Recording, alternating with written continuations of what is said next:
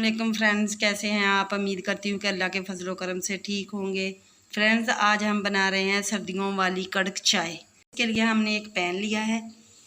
2 cup हम चाय के बनाएंगे। 2 चम्मच ही हम चीनी डाल देंगे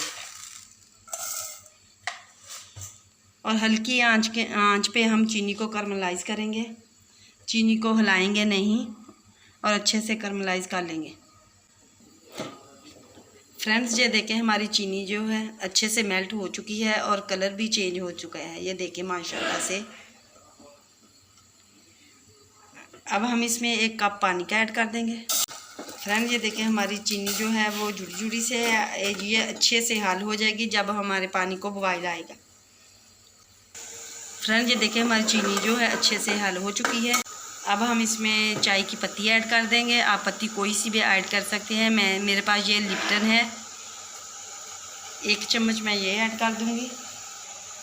इसमें मैं कुछ मसाले ऐड करूंगी।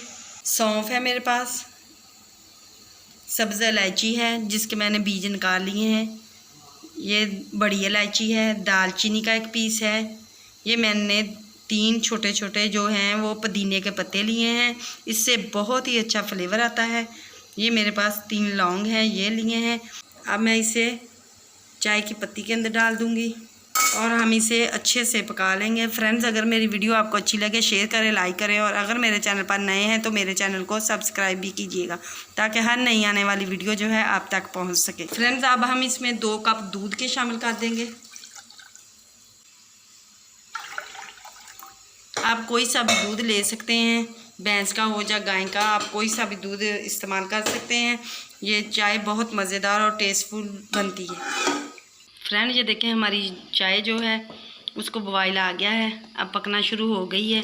ये हम तकरीबन 5 मिनट तक पकाएंगे और इसे फेंट कर पकाएंगे ताकि इसमें चाय को फेंटने से इसका मज़ा बहुत ही बढ़ जाता है।